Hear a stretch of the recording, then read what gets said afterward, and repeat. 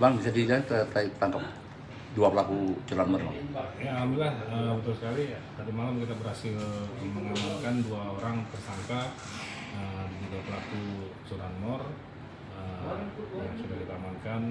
Yang salah dua-duanya ya residipis, satu mungkin residipis masalah jambret, yang satu lagi residipis kasus penganiayaan.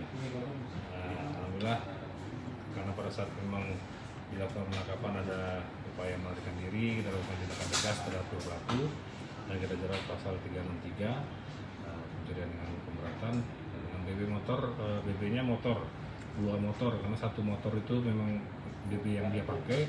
Yang motor korban ini pada saat dia ambil, kunci kontaknya memang tertinggal di motor tersebut, jadi dia dengan gampang ngambil motor tersebut, langsung melarikan diri dan langsung menjual motor itu. Kita alhamdulillah kita sudah dapatkan mobilnya semua.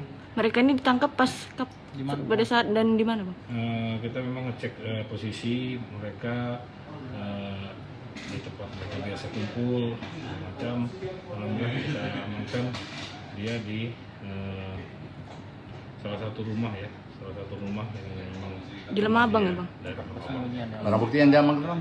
Ada 2 unit sepeda motor.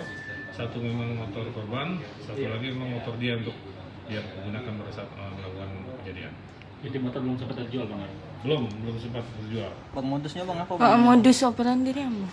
Kalau melihat modusnya, karena memang pada saat dia lewat, motor itu kunci kontaknya ada di tertinggal. Ya dengan mudah kan, dia turun dengan mudah langsung lari bawa motor. Bang, ini kan banyak banget ini kejadian curanmor kayak ini, ada himbauan untuk masyarakat, Bang?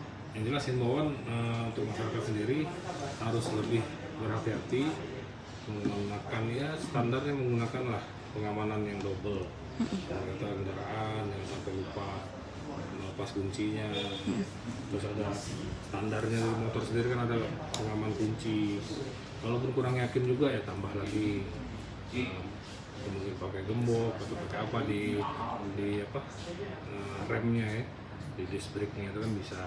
Pengamanan itu saya harapkan untuk masyarakat memang ya agak repot ya, repot teman pada saat sudah kejadian terkadang baru nyesal.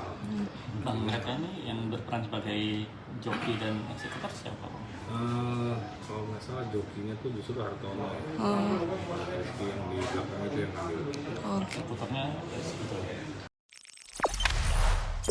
Jangan lupa subscribe, share, komen, dan like ya.